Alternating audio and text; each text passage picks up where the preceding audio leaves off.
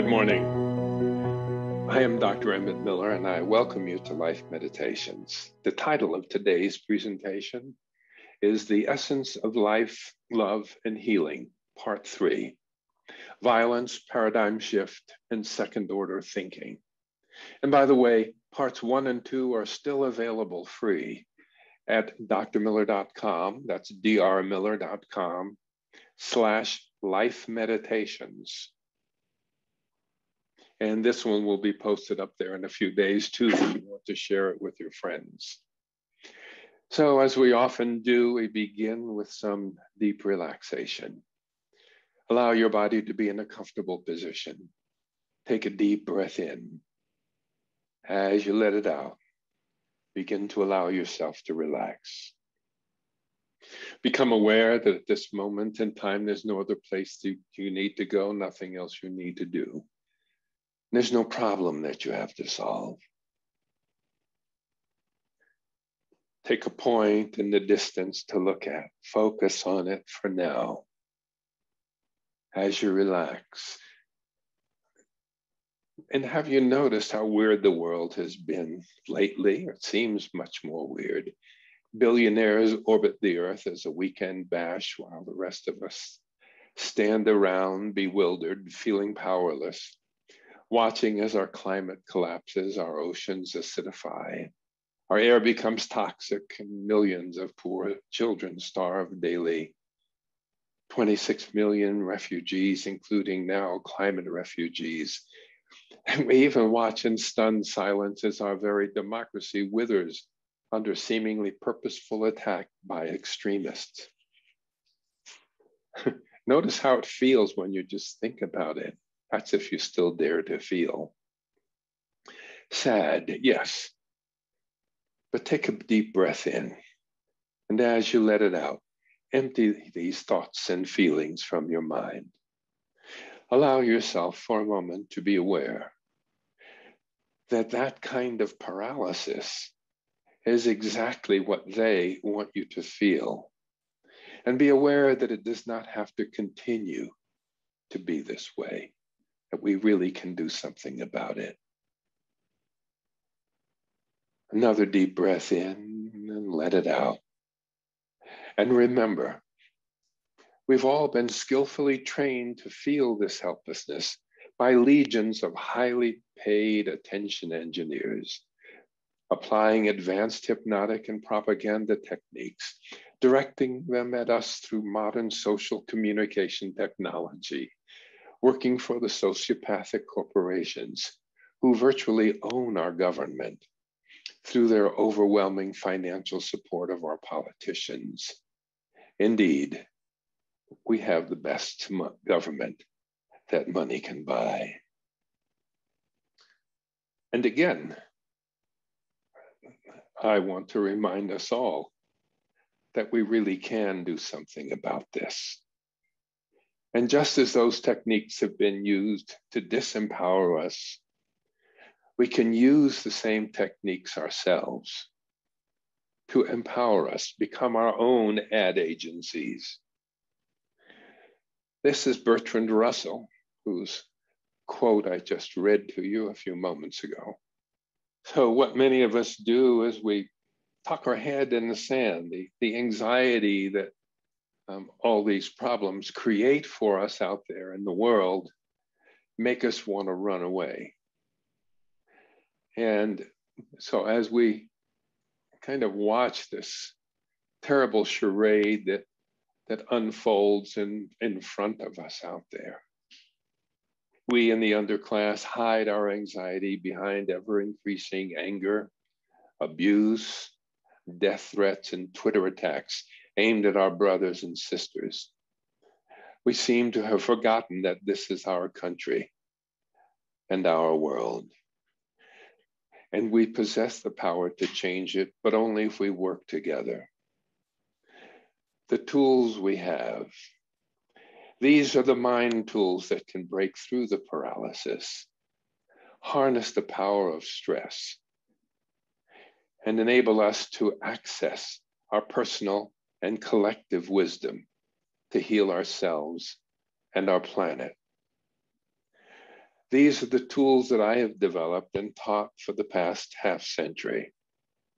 Will continue to do so as long as I can, or at least that until there's peace throughout the world. So today, our goal will be to review experientially the use of the meditative process, to enter the moment and free ourselves from the sorrows of the past and anxiety about the future. Number two, to re-examine the old paradigm of conflict, opposition, fragmentation, and violence, that violence with a capital V, and reflect upon the new paradigm that tempers and balances these animal forces with a higher mind's acceptance, wisdom, cooperation, wholeness, and love with a capital L. Number three, to learn something about the transformational power of second-order thinking, the power to transcend apparent conflicts and polarities, to function at a more expansive level that sees that apparent opposites are actually vital parts of a greater whole. Number four, to use mental image rehearsal to integrate and embody these healing techniques for use in our daily lives, individually and in all our relationships. Those who do not believe a thing can be done should get out of the way of those who are doing it. That's what's called the Roman rule. I like to kind of keep that in mind, keep the Roman rule in mind. Let's go ahead and go to our next experience.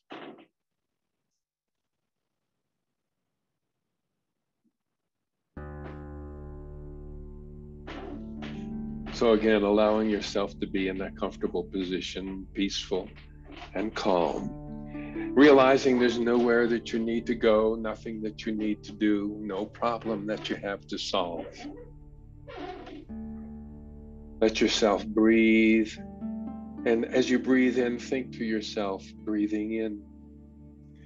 As you breathe out, think, breathing out. Give yourself permission to let go of the outside world and direct your awareness within. And if you'd like, you can allow your eyelids to fall closed. Roll your eyes gently upward behind your closed eyelids to look up toward the back of your forehead, where you're really looking up toward your prefrontal cortex, the brain's brain. And allow your body to relax. You can relax your eyelids down to the point they don't want to open at all. And then when you have that relaxation, test them and feel how heavy and peaceful they feel.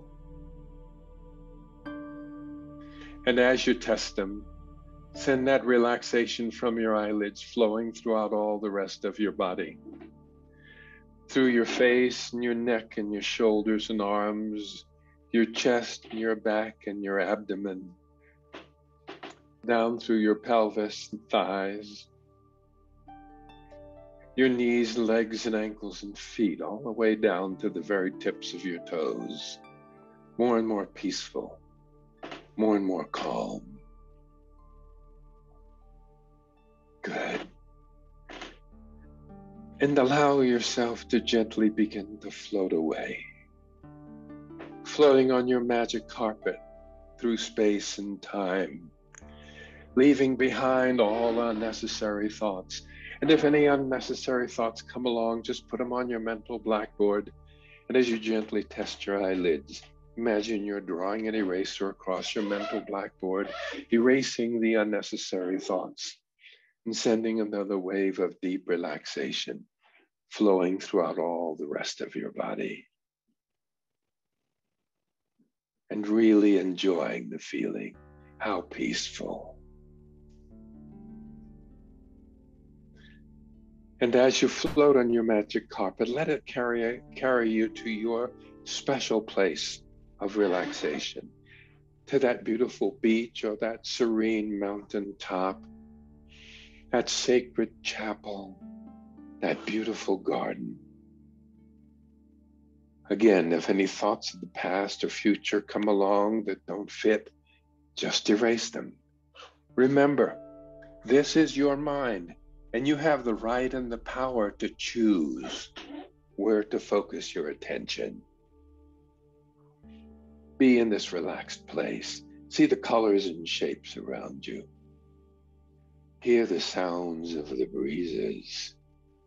Smell the fragrance in the air. Feel the texture of anything you may be touching. And now let yourself go to that place of love within. If you already have a cue, a signal, or an anchor, like the squeezing of your fingers, or placing your hands on your heart, or one hand on your heart, how do you anchor that sense of love within you? Travel to that time in the past that you most associate with love, the birth of a child, or being with a lover, being with a beloved friend, being on a meditation retreat, or wherever you've touched that love. Touch it now within. And notice where in yourself you feel that quality of love. If you like, you can imagine bringing a loved one here to your special place now, touching them or embracing them or looking into their eyes. Whatever makes you feel the feeling of love that's always within you.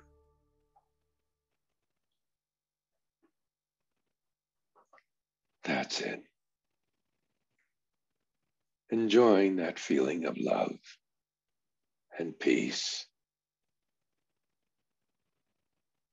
And now we're going to travel to your control room. I want you to imagine there's kind of like a tower, almost like a lighthouse. In fact, it could look like a lighthouse that rises up high above the earth. And you're going to go all the way up to the top because that's where your control room is.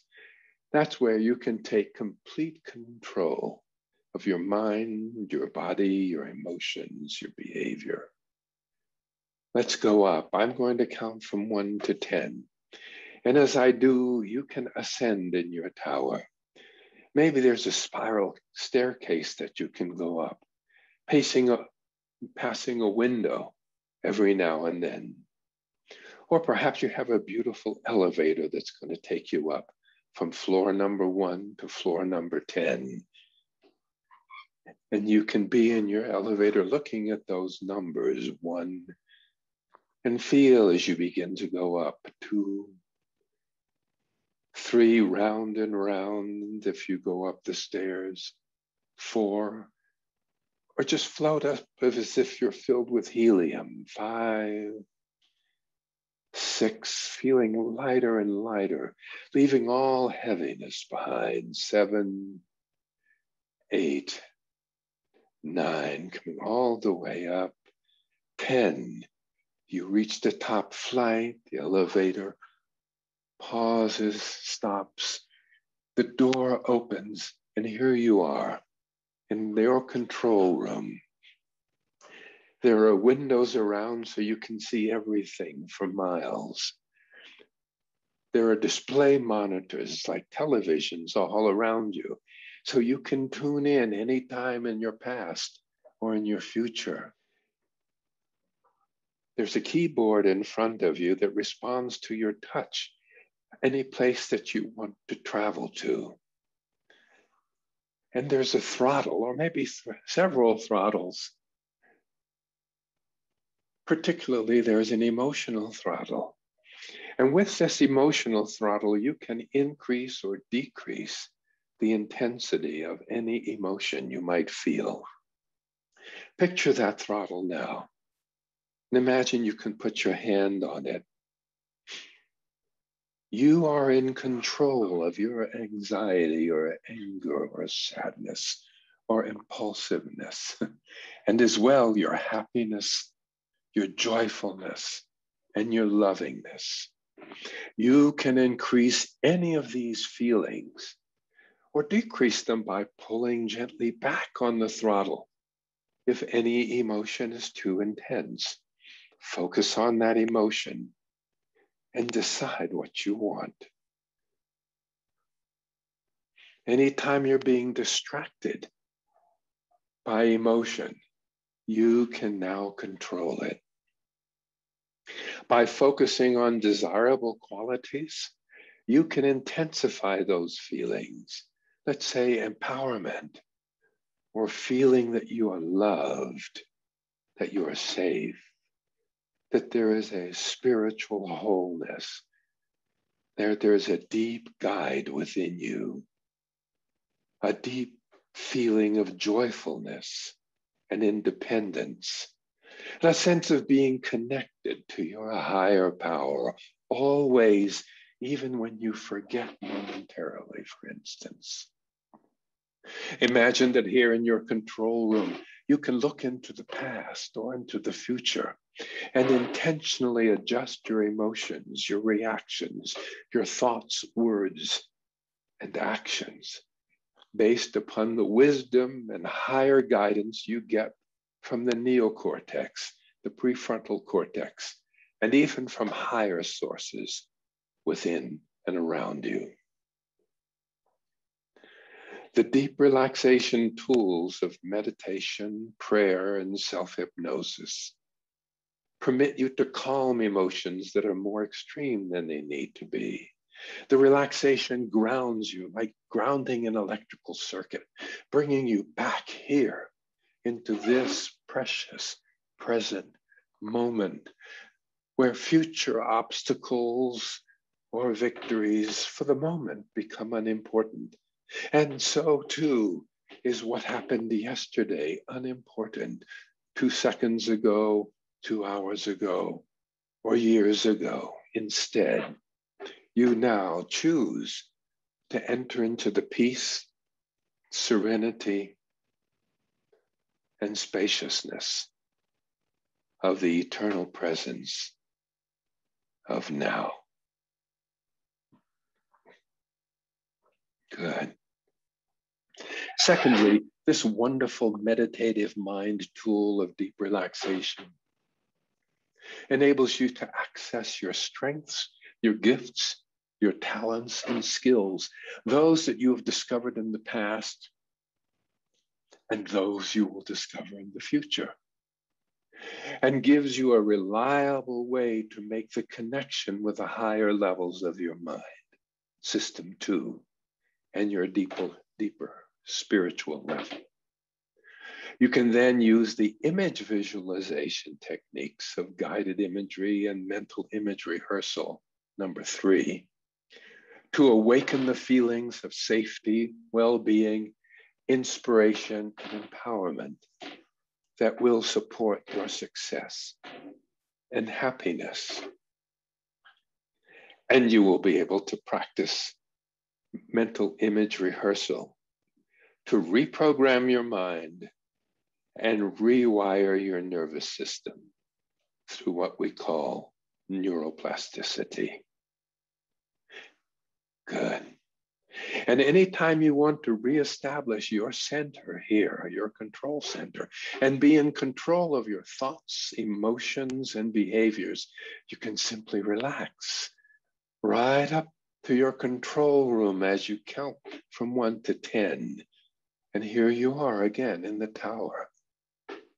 By picturing it in your mind and counting to 10, you can always return. Good. And now just allow yourself to ride back to where your body is resting comfortably. We'll return to that control room in a little while. 10, 9, 8, 7, 6, 5, 4, 3, 2, 1, 0. You may allow your eyes to open if you have chosen to let them close. See, when you're up in your tower, you can look down, sort of like if you're riding in that Goodyear blimp, very up high above. You can look down into the stadium. There's a lot going on, but you're not stuck in it. And so you can think more clearly by doing that than if you were down there on the field, getting knocked around by the issues of the world.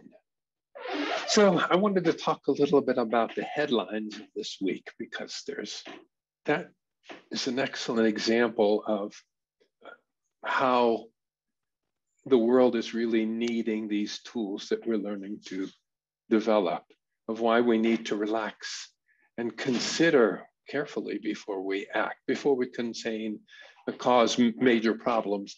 One story very recently was a story of Mr. Fairlamb, who's a boxing coach and a former mixed martial arts fighter who was just sentenced to a little more than 3 years in prison for punching one of the Capitol guards on January 6th when the Capitol was being invaded.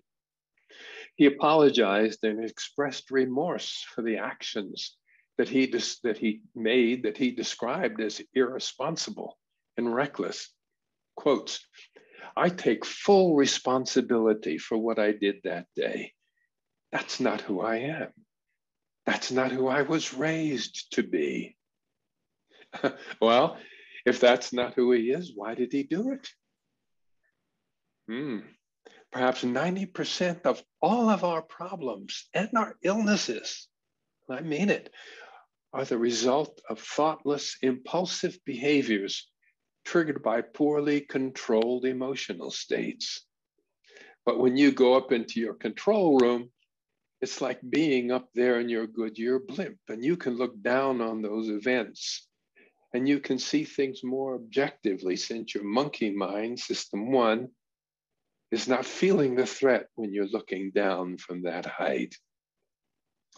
And then using balance, clarity, and the empowerment that we can get in our control room, we can emphasize the positives and do the things that we really want to do and subdue the negatives. So in spite of all of the bad news that's out there, let's talk a little bit about some of that good news that we have.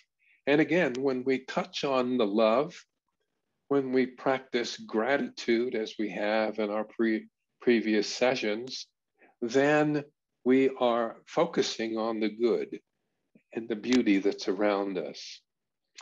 Steven Pinker is a well-known author who's wrote a book called Better Angels.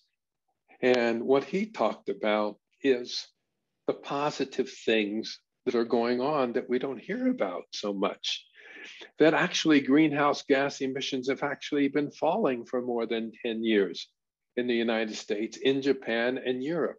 2 decades ago, the world was on pace to warm by about 7 degrees Fahrenheit by the end of the century. Now the number is closer to 5.5. Not quite where we want to be, not enough, but any progress is good news. We got to think about that. The central thesis of Pinker's Better Angels is that our era is less violent, less cruel, and more peaceful than any previous period of human existence. This is his book. The decline in violence holds for violence in the family and neighborhoods, between tribes and states. People living now are actually less likely to meet a violent death or suffer from violence or cruelty at the hands of others than people living in any other century. Pinker spends 6 substantial chapters documenting all of his facts. For instance, 15% of prehistoric humans met a violent death at the hands of another person. In the Aztec Mexico, in which 5% of people were killed by others. In Europe, during the bloodiest periods, the 17th century and first half of the 20th, the deaths in war were only 3%. And right now in Europe, your chance of being murdered is now less than 1/10. And in some countries, only 1/50 of what it would have been had you lived 500 years ago. American rates of killing have also fallen steeply in the last 3 centuries, although you wouldn't know it. And then during the Enlightenment in the 17th and 18th century Europe, people began to look at scans of forms of violence that had previously been taken for granted: slavery, torture, despotism, dueling, and extreme forms of cruel punishment. Voices even began to be raised against cruelty to animals. Pinker refers to this as the humanitarian revolution. He calls it what's called the long peace. For 66 years now, the great powers and developed nations in general have not fought wars against each other like World War I and World War II. There's been a decline in all kinds of organized conflicts, including civil wars, genocides, repression, and terrorism. Followers of the news media will have particular difficulty in believing it, but as usual, look at Pinker's work. He's a scientist and he presents his evidence. He also talks about the rights revolution, the revulsion against the violence inflicted on ethnic minorities, women, children, homosexuals, and animals that has developed over the past half century. From the days when lynchings were commonplace in the South, domestic violence was tolerated so much that even in the 1950s, that's where it was not unusual to find advertisers featuring ads such as this one. They said, your husband's going to spank you if you don't give him Chase and Sanborn coffee. What, do you still beat your wife? Well, maybe you never should have stopped. Read why in the rollicking yet educational booklet entitled Why You Should Beat Your Wife.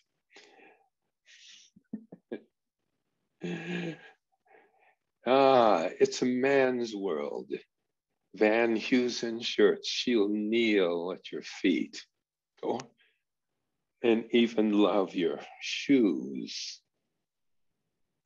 Yes, indeed, it's nice to have a girl around the house. I mean, this is the 1950s. I mean, it was okay for things like that to be published, for you to put those things out there.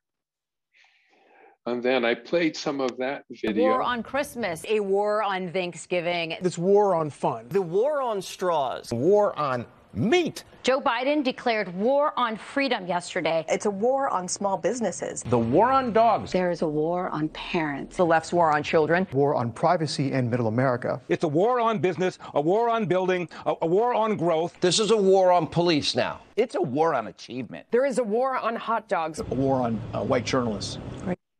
Hats. Biden's war on tradition. War on YouTube conservatives. War on knives. There's a war on us. And that way we don't think about the beautiful things that are there. And why is that? Because when we're tense, I'll explain this in some of our future experiences, then you will, because of the anxiety inside, your higher mind shuts off and you will be likely to accept as true whatever is told to you at that time. And so we can be sold their products, we can be sold their attitudes, we can be sold their candidates, and that's how it happens. So what's important is for us to see that there are positives. It's a beautiful world. Fantastic things are going on. We have things like the internet, like the computers. We have ways to communicate with social media. They're being misused now because it's sort of like the Wild West, but we can tame it and we can change it. We have everything that we need. So it's crucial that we face the facts of what's going on in the world and that there are a lot of negatives that are out there, but only after we have brought our automatic emotions under control, because only by seeing the truth of what we have to deal with can we bring in the power of the higher mind. That's the purpose of the meditative state that you go into, which is step number one. Step number two is contact your power, contact your love. Remember what you've been capable of doing in the past, and know that you can still do it in the future. Here is a set of affirmations that some of you might find useful, especially you Dune fans. It's the Bene Gesserit litany against fear. I must not fear. Fear is the mind killer. Fear is the little death that brings total obliteration. I will face my fear. No army can stop an idea whose time has come, said Victor Hugo. And then there is the Cree proverb from the Cree tribe of American Indians. When the earth is ravaged and the animals are dying, a new tribe of people will come into the earth from many colors, many classes, many creeds, and who by their actions and deeds shall make the earth green again. They will be known as the warriors of the rainbow. So what we've talked about are the negatives, the way that the monkey mind, the limbic system of the brain, overreacts with anxiety, fear, anger, frustration, takes away our ability to think clearly, produces disease, and causes us to get addicted to things, as well as causing impulsive, inappropriate behavior. And that's what I call a kind of violence. But then from the depths of the carbon atom comes a message of wholeness, because the carbon atom learned how to share atoms rather than to just have everything be bipolar, but covalent sharing. And so there was an urge to merge, to get together. And so large molecules and in time, life forms begin to appear. Single cell forms, multi-celled forms, all of those wanted to join together. So again, the urge to merge created higher order animals like jellyfish, all the way up to really high orders like horses, and all the way up to the human being, capable of all the amazing things that we're capable with our beautiful minds and bodies and brains that we still own. But then not only the individuals were a sign of this urge to merge, but then it bonded individuals together in couples, in pairs, in groups, in flocks. And that quality that we know of when we're in love or in close proximity to someone that we really care about. That is the ultimate feeling of merging.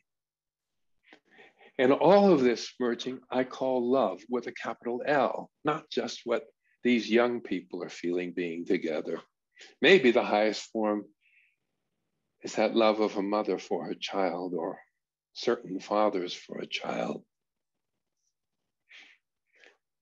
Remember that love inside of you, access it now, and realize that that love can go beyond the family, can go into the community, can even go into the level of large groups of people where we can share together and love together, really enjoy the experience.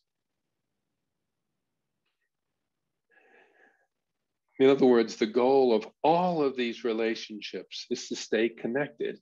If the integrity of the group is broken, it must be repaired. This is called healing.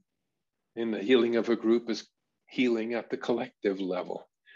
Life is about wholeness, healing, sharing, sustainability, community. Many, many years ago, Lao Tzu said, if there is peace in the heart, there will be beauty in the person. If there be beauty in the person, there will be harmony in the home. If there is harmony in the home, there will be order in the nation. When there's order in the nation, there will be peace in the world. Why not? So to review, love is shared values, integration, inclusiveness, both and, caring, intimacy, balance, harmony, empathy, compassion, wholeness, collective intelligence, and coherence. Love is one with life and healing. They're all representative of the same deeper quality. Then on the other hand, there's that other force that I sometimes call the dark force. And that force makes little or no attempt to be fair or respectful. No sharing or appreciation or integration. It's binary, black and white, like a computer. No soul, no spirit, no empathy, no compassion. You don't get lunch. She thought I was you and fed me twice. I call it violence with a capital V. It is anything that is analytical, either or, black or white, differentiating, fragmenting, good or bad, exclusive, critical, judgmental, contemptuous, rejecting, debating, contrasting, attacking. That's two ways that we have approaching things in life. Love compared to violence, synthesis versus analysis, unity versus dispersion, holism versus fragmentation, organic versus bipolar, ionic, integration versus differentiation, globally versus locally focused, right? So again, by violence, I mean not just physical violence, but blocking someone's happiness, hurting them for any reason, criticizing, judging, mocking, treating them with contempt, othering them, doing unto others or creating experiences for others that you would not like it if they would create for you. That's what I mean by violence. And it's true. These violences affect our lives. The younger we are when we experience them, the more deeply they affect us, and the more difficult it is to recover from them. But love and violence, with a capital L, are not really opposites, at least not at the higher orders of thinking. In fact, they are complementary. And together they make up the whole, like the yin and the yang. And so what I'm talking about is the new paradigm of thinking, not the old paradigm, which is primarily just violence. I can beat you up, so I'm going to take over your land. I'm bigger than you, so I'm going to knock you down and score a goal. I have more money in my campaign war chest than you do, so I'm going to beat you, in the next election. That's violence. That's the old paradigm. The new paradigm integrates the love perspective, indeed makes it the dominant one in most of the situations in which we often feel anxiety and anger and frustration and jealousy and envy and all of those kinds of feelings. That love needs to be balanced with the analytic, the violence, because sometimes it's an emergency. Sometimes you just have to punch somebody in the nose. You just have to. As they say in Texas, he needed killing, But very few. Instead, we should focus mostly on love. I mean, after all, if you're a meat eater, some animal has to die every time you have a meal. And if you're a vegetarian, you kill a stalk of celery or pay somebody else to kill it so you can eat it, or a carrot or a bean. So it's about a balance. It's about the paradigm shift. And the paradigm shift means that we're using a higher and higher order of our brain and our thinking to deal with things. So we're upgrading our thinking. Metaphorically, it's like upgrading the system in your computer. When we use the higher levels of the operating system, patterns appear that were invisible on the lower level. You see solutions that were invisible. We have the potential to shift from the old paradigm to the new paradigm, not only to get rid of competition and conflict where it doesn't need to be there, but to create harmony. And when we shift to this new kind of thinking, we're capable of what's called second order thinking, transformative thinking. Transformative thinking has to do with putting our conscious mind in control, because there are abilities that arise as you go higher up toward your higher mind, emergence of higher ways of thinking. And the goal of the higher mind is to give instructions to the lower part of the mind, because there is a hierarchy in this sense between the conscious mind, the limbic system, and the behavior, which is at the other end. Control goes from your higher mind down and information comes up. The mistakes that we make are when control is coming from below, like when you get angry, when you yell at somebody, when you insult someone, when you take a drink, when you shouldn't, when you stick a needle in your arm, and I go on and on and on and on. You're not being guided by your higher mind, you're being guided by your monkey mind, which is very confused. How do we transform? Through meditation to quiet the emotions, number one. Number two, mindfulness, to analyze the situation from that quiet perspective, your control tower. Three, through deep self-awareness, to seek wise guidance from within or even externally. Through imagery, then you direct to your imagination to visualize your future that you want, and then you apply intention and commitment to act decisively. New paradigm. What a paradigm is a worldview that underlies the theory, strategy, and methodology of a particular subject or process. How do we look at the world? Is our paradigm that someone is Black, that person's not capable of anything creative or positive? You can believe that, that's your paradigm, but then you're going to see a very difficult world than someone who sees the people who are really living in the world. Now, every change getting bigger is not a paradigm change. A baby giraffe becomes a grown-up giraffe, but it doesn't transform. It just grows its legs longer, its neck longer, and so forth. On the other hand, if you have a caterpillar, it grows for a while. That's change, but it's not transformation. It's when it crawls into the cocoon or creates the cocoon around it and allows certain elements within it called the imaginal. Can you imagine that? The imaginal is a group of cells that then begins to grow, and it uses the rest of the cells of the caterpillar to create a very new organism, the butterfly. And so we want to create a shift in paradigm for changing the world, but also a shift in the paradigm for how we deal with our own lives. Let me give you a couple of examples of the use of second order thinking. Old stories of during the French Revolution,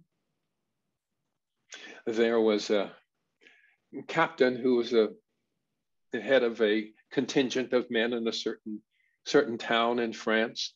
And the people in the town began to riot because they didn't have enough food. So word was sent up to the general that the people were rioting, and the general sent back the order, fire into the rabble. And the captain says, geez, I know these people have lived here for years. I can't fire and kill them. And yet if he doesn't kill them, he's going to be killed. You know the problem? You've probably seen that before. Well, What did he do? He got a brainstorm. He ordered everyone to point their rifles into the air, and he said, fire, and they fired. And it was a tremendous thundering sound echoing through the town square. And everyone just froze. What? And in the silence, he yelled out, I have been ordered by my general to fire into the rabble, and I will do so.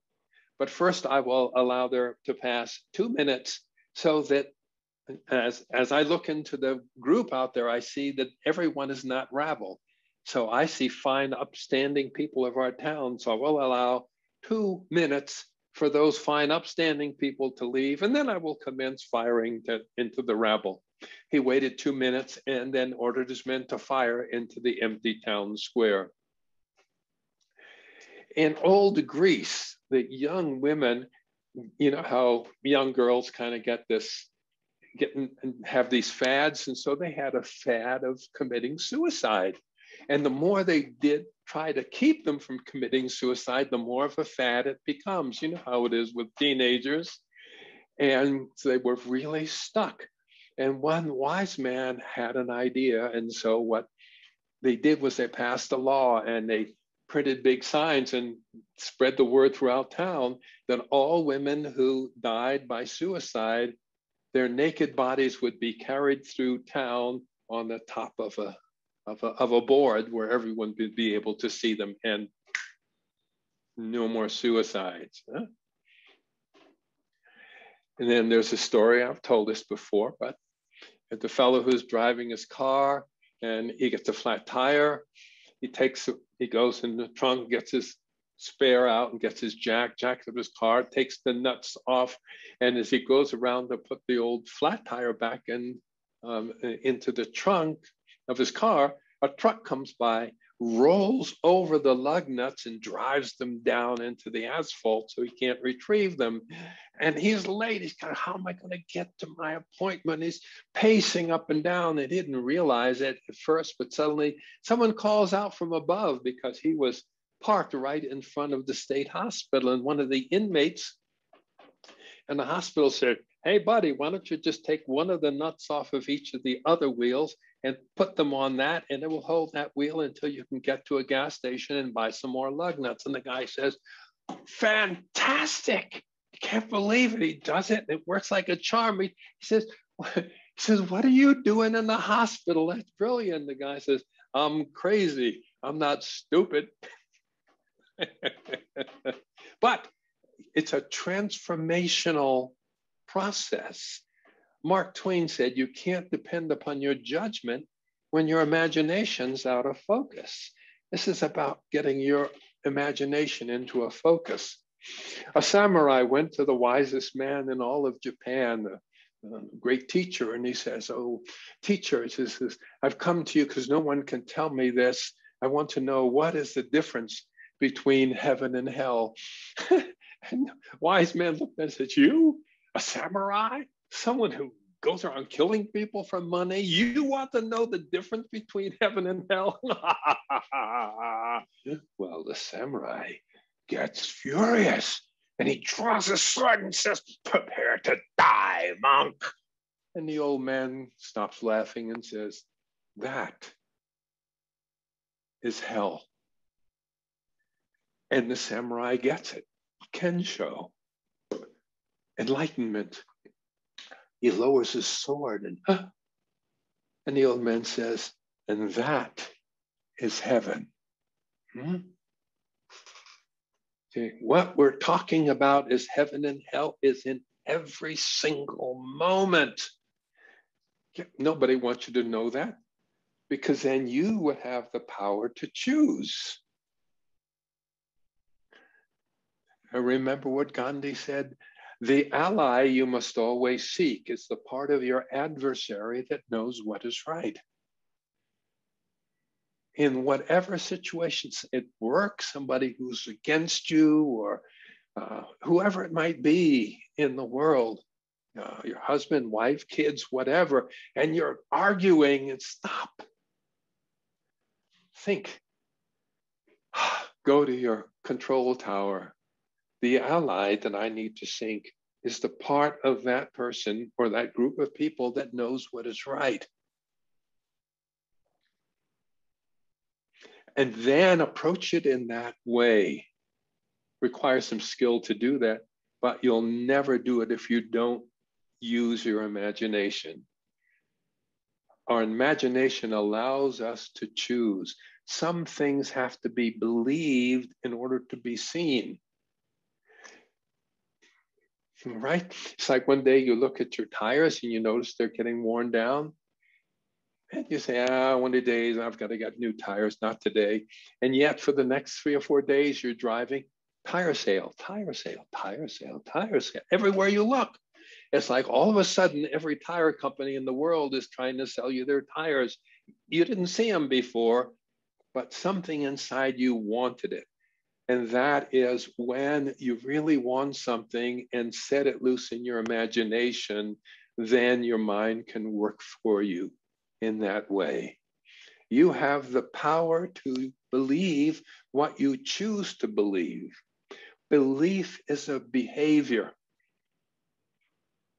And to be able to move out of system one's way of imagining the world and moving up into a higher way of looking at things. The Buddha said the source of all suffering is wanting things to be different from the way they are right now. Right now. Of course, things can't be different from how they are right now, otherwise it wouldn't be right now. Things can be different in the future. But right now, you have to accept the moment as it is. Find strength, beauty, love, power, inspiration in the moment. And then you can use your imagination to make some changes. Those are a few possibilities for transformative thinking. I'll continue next time as we'll go further into transformative thinking, creating second order change. We'll get into the essence of healing, physical, mental, emotional, spiritual, relational healing, including exactly the neurophysiology of what makes healing take place. To follow up on what we've talked about today, go to drmiller.com or better still, shop.drmiller.com.